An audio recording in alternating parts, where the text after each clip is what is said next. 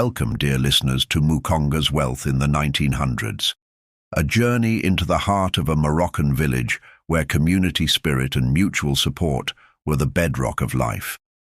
In the early 1900s, Mukonga thrived not through commercial farming, but through the rich tradition of uBuntu, humanity towards others.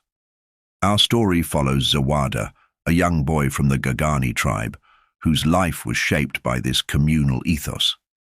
Through his experiences, we will explore how Mukonga's unique culture of shared labor and collective prosperity created a resilient and successful community, offering timeless lessons that still resonate today. Sit back and immerse yourself in a tale where true wealth was found in the strength of unity and the spirit of togetherness. In the early 1900s, in the picturesque village of Mukonga, nestled within the vast expanse of Morocco, there existed a tradition that bound the community together through resilience, camaraderie, and the pursuit of wealth through livestock. This tradition was a lifeline for many families, including that of Zawada from the Gagani tribe. Zawada's family, like many others in Mukonga, depended heavily on livestock. Their survival and prosperity hinged on the cattle they raised, but their herd was meager, insufficient to meet their needs. In Mukonga, when a family's livestock fell short, their sons would step up to bridge the gap, embodying a spirit of mutual support and solidarity. As the sun rose over the village, casting a golden hue across the fields, young boys would eagerly prepare to accompany their neighbors to the fields. Zawada, with his boundless enthusiasm and sense of duty, was always among them. He would join his neighbor, Mr. Amani, and his children as they headed out with a span of cattle ready to till the fertile soil. The air was often crisp, biting at their skin during the early mornings. Sometimes the heavens would open up, drenching the fields in relentless rain. Other times, the scorching sun would blaze down, leaving them parched and weary. Despite these hardships, Zawada and his companions never wavered. Their spirits remained unbroken, driven by the promise of a brighter future. Zawada worked tirelessly, helping with everything from guiding the cattle to ensuring the plow was positioned just right. His hands became calloused, his muscles grew stronger, and his heart swelled with pride. He wasn't just working for his neighbor, he was investing in his family's future. The unspoken promise in Mukonga was that when the neighbor's cows became pregnant, one calf would be given to the family whose son had provided assistance. This promise kept hope alive during the harshest days. Zawada's perseverance paid off. Within a few years, his family's herd began to grow. They received their first calf, then another, and soon they had 3 pregnant cows of their own. The arrival of each calf was a moment of celebration, a testament to Zawada's hard work and the strength of the village's traditions. His family's fortunes improved, and with each new addition to their herd, their bond with their neighbors deepened. Zawada's story is one of resilience and the enduring power of community. Through rain, cold, and scorching heat, the boys of Mukonga toiled with unwavering dedication. They were driven by the belief that their efforts would not only secure their own family's future, but also reinforce the ties that held their village together. In the heart of Mukonga, amidst the rolling fields and the gentle lowing of cattle, the legacy of Zawada and his peers lived on. They were the unsung heroes who, through their labor and sacrifice, ensured that the spirit of mutual support and prosperity thrived, weaving a tapestry of resilience that would be remembered for generations to come. The culture of mutual support and resilience in Mukonga extended beyond the labor of young boys. When the time for harvest arrived, the village daughters also played a crucial role. If a family's crops had failed, or if they lacked seeds, their daughters would go to assist those who had been more fortunate with their harvests. As the sun climbed high in the sky, casting long shadows over the ripe fields, the girls of Mukonga would gather, their hands deftly picking maize, potatoes, and other crops. The air was filled with the rhythmic sounds of harvesting, interspersed with laughter and the hum of shared stories. The daughters worked with unwavering determination, knowing that their efforts would not only help their neighbors, but also ensure their own family's survival.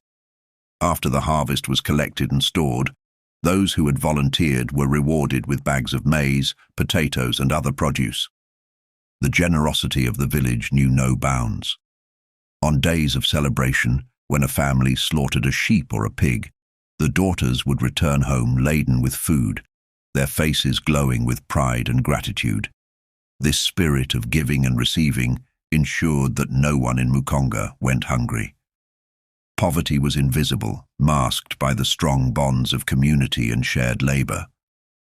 In Mukonga, prosperity was not measured by wealth, but by the willingness to lend a hand. You didn't need money to thrive. You needed to be present, to avail yourself for the collective good. The harvest season, though demanding, was a time of unity and resilience.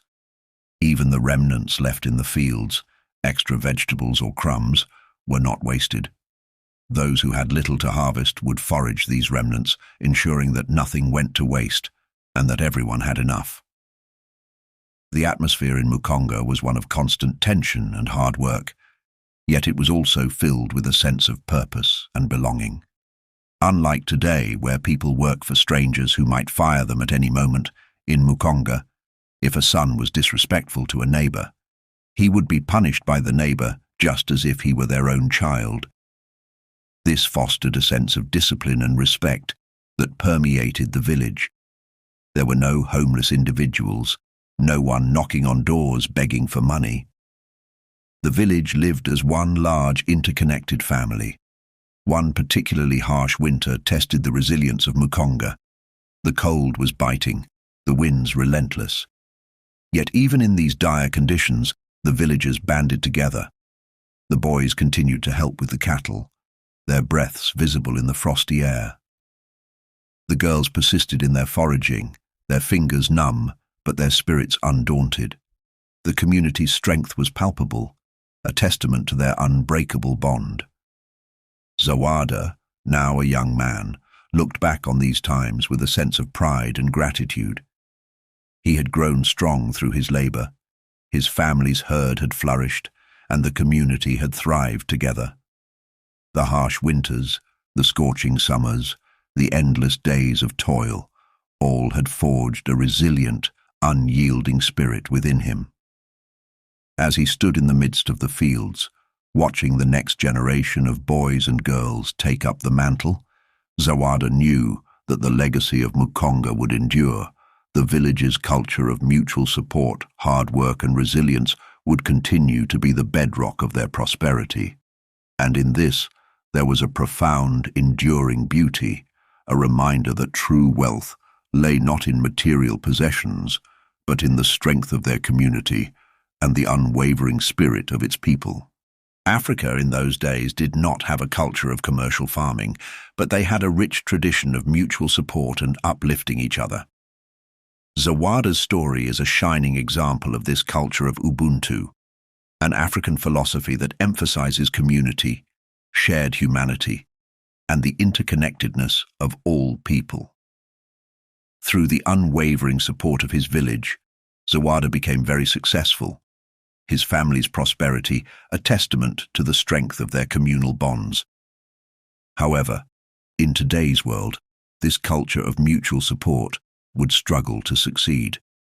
The sense of community that once held villages together has been replaced by the impersonal nature of modern society. The close-knit, supportive environment of places like Mukonga has given way to individualism and competition. In Mukonga, there were no homeless people, no one knocking on doors begging for money. Everyone was seen as family, and each person's success was a collective achievement. But now, the societal landscape has shifted.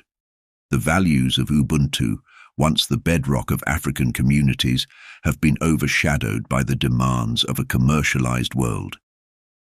As Zawada looked out over the fields of his youth, now dotted with the occasional modern structure, he couldn't help but feel a pang of nostalgia.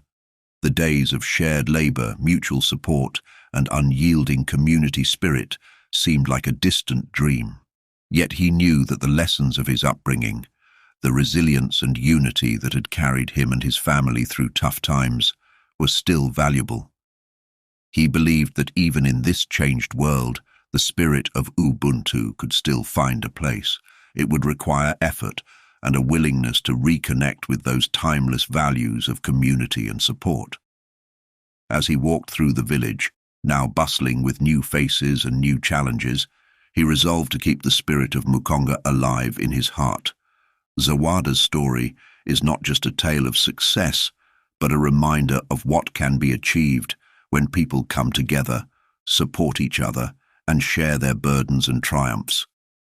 In remembering the past, we can find the strength to build a future where the essence of uBuntu continues to thrive even in the face of modern challenges. The legacy of Mukonga, with its lessons of resilience, unity, and mutual support, would endure, reminding us all of the power of community and the true meaning of wealth.